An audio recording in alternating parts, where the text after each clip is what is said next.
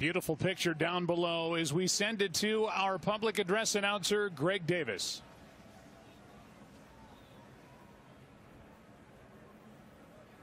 Singing our national anthem, written here in Baltimore, please welcome Maryland native and the Voice Season 22 Top 8 finalist, Heredita Bastola. Oh, say, can you see by the dawn's early light what so proudly we hailed at the twilight's last gleaming, whose broad stripes and bright stars through the perilous fight o'er the ramparts we've watched were so gallantly streaming, and the rocket's red glare,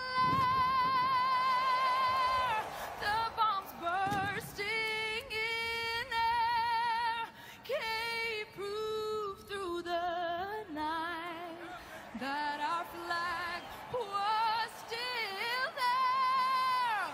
Oh, say does that star-spangled banner yet wave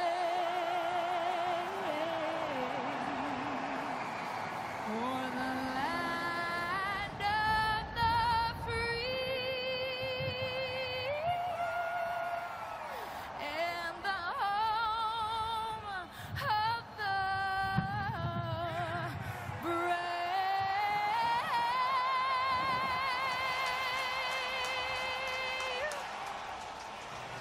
We saw the 4 A-10s from the 104th Fighter Squadron of the Maryland Air National Guard. It is starting to ramp up inside this stadium. Pressure starting to mount just a few minutes away from the start of this AFC Divisional matchup here in Baltimore.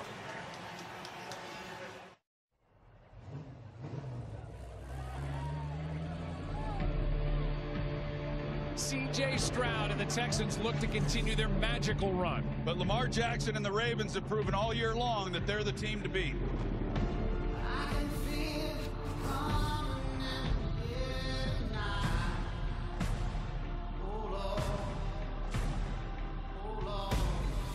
Let's show them exactly who we are, from the first step to the last step.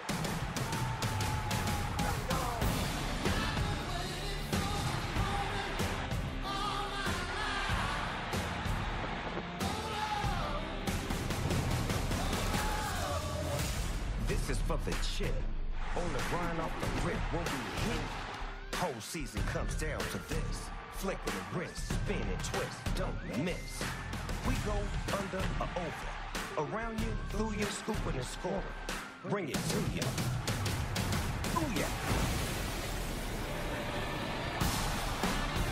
Stroud throws it to Holland. He's got it. Lamar Jackson sides the command. Touchdown, Ravens.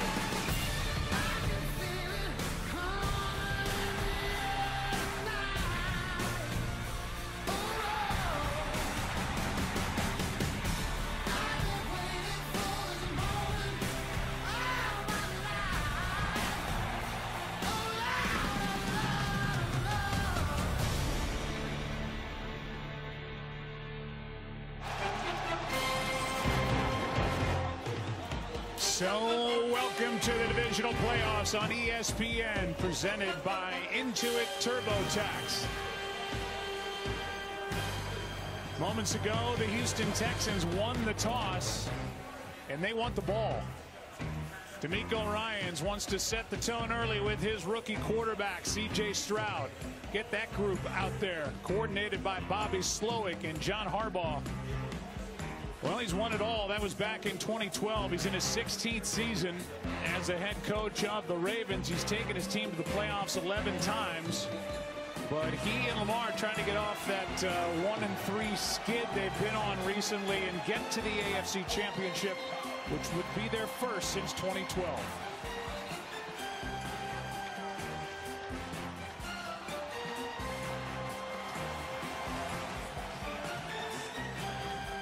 It's cold, you know that. It's January 20th, and it is windy. And trying to figure out that wind will be these two quarterbacks and these two place kickers. Justin Tucker for the Ravens, as good as there has ever been, and Kaimi Fairbairn on the other side for the Houston Texans. There's Tucker getting set to let it fly, and glad you're with us as we start this divisional playoff weekend.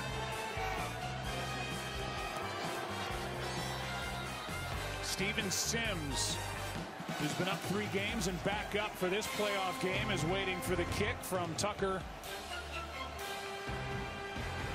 And talk about the wind, it knocked the ball off the tee. So if it does it again, Troy Aikman's favorite job when he was playing in the NFL, holding that ball for the kicker, will have to happen. Nobody ever wanted me to do that job, I will say.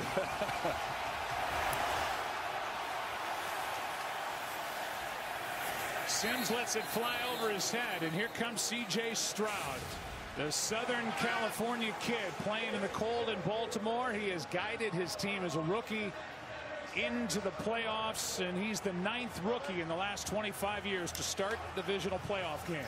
Yeah, and I know last week was his first playoff game, but I credit him for 2 wins, because that Week 18 game against Indianapolis, it was a must-win in order to even get in to the postseason. He was phenomenal that week, and he was outstanding last week against Cleveland.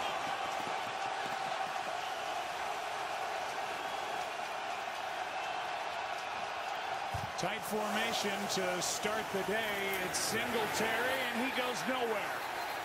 Back to the line of scrimmage. That is it. Jadeveon Clowney was in there, the former Houston Texan. Helps out on the tackle. There's Bobby Slowick. He's 36. He is a hot head coaching candidate. He has turned to Devin Singletary as his feature back, and there's the offensive line that's undergone changes at center and left guard throughout the season. They are terrific at left tackle with Tunsil. 2nd and 10. First throw. Broken up. And a good play on the edge by Darby as he knocked it away from Nico Collins. It's 3rd and 10. Well, Ronald Darby is getting the start today because Marlon Humphrey is out. Darby's got a lot of playing experience under his belt in his 9-year career. He's no stranger to playoff football, making his 5th playoff start, and he was all over that. They understand Nico Collins. He's the focal point of this offense in the passing game, and Ronald Darby comes up and makes a nice play.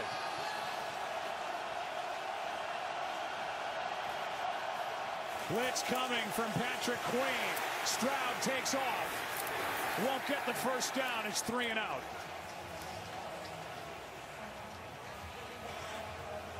Geno Stone was there defending by the end of it, but that is a good start for this Ravens defense that had a tremendous year. Well, you see Patrick Queen, he hits it, and it opens up right in the middle then for C.J. Stroud to go get it. Now, you go back to week 1 when these two teams opened the season up against each other right here.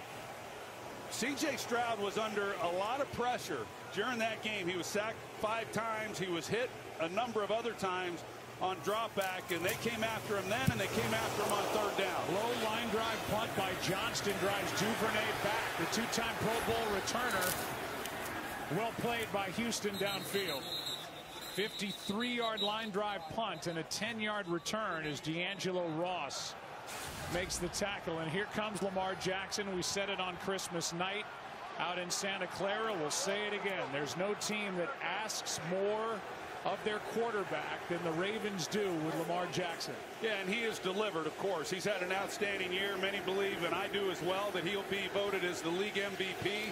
He's got a lot of things in his favor this year. They've opened up the offense a little bit more. They upgraded the wide receiver position, and Lamar Jackson has been the beneficiary of all of it.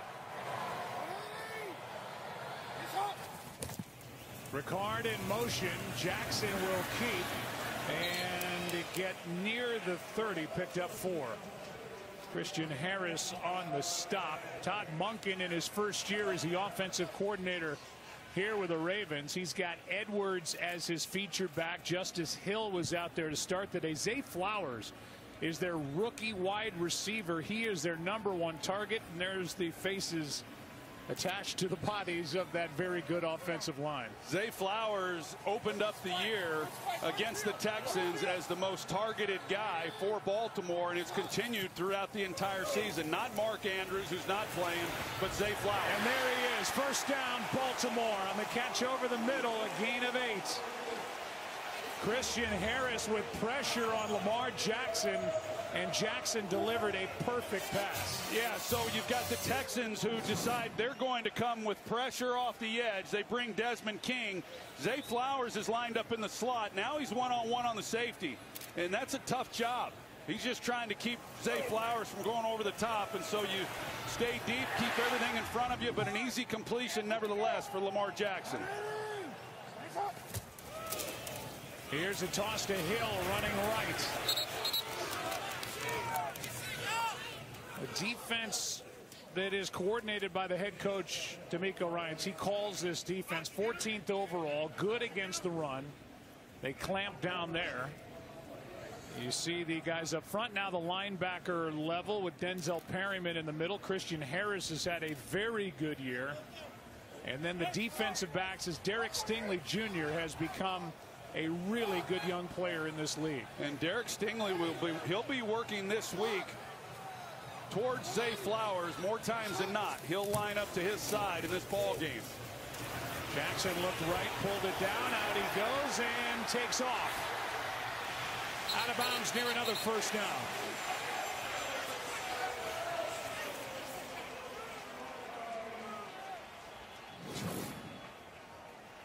This is where Lamar Jackson is so dangerous. Even when you think you have him penned in the pocket, he's still able to bounce it and get outside. And the challenge for every team when you're facing Baltimore is how do you keep Lamar Jackson from getting outside the pocket and creating those types of plays that extend drives.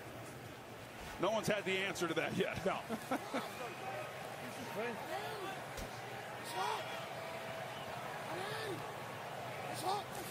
Play clock at 1. Jackson in the pocket, over the middle, delivers a strike. This time it's Odell Beckham for 13.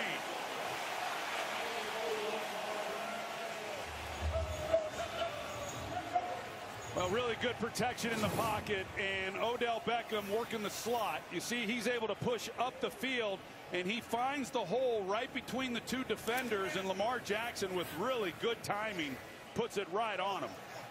Last time you saw Odell Beckham Jr. in the postseason, he was playing for the Rams in the Super Bowl. Got off to a great start and then tore his ACL. It's been a long road back. Here's Jackson again. He's tripped up, and the play's made by Harris. Christian Harris up to make the play, and a loss of 2.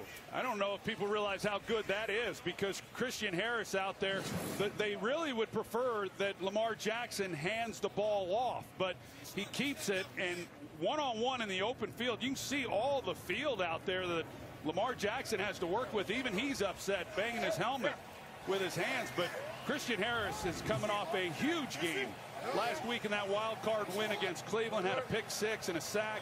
He has really come on to end this year. Petrie trying to time up a blitz. He's coming. Jackson throws for Edwards, incomplete, with Harris defending. And it's 3rd and 12.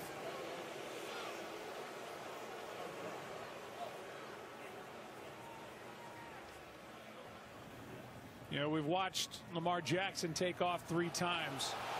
Crowd sees the replay on the video board here in the stadium, didn't like it.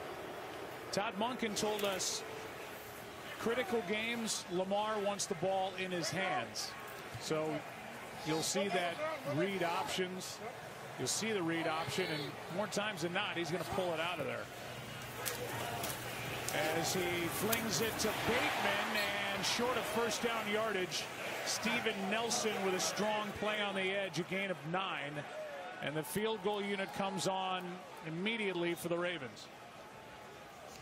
Well, that's a good stop then by the Houston Texans. Will Anderson, he comes inside, and just as Lamar is trying to throw that ball, he gets a good hit on him.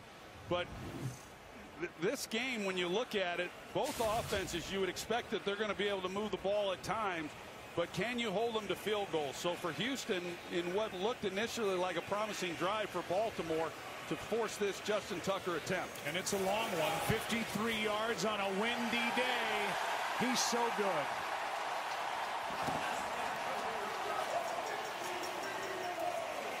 You can call him the GOAT if you want. He's got the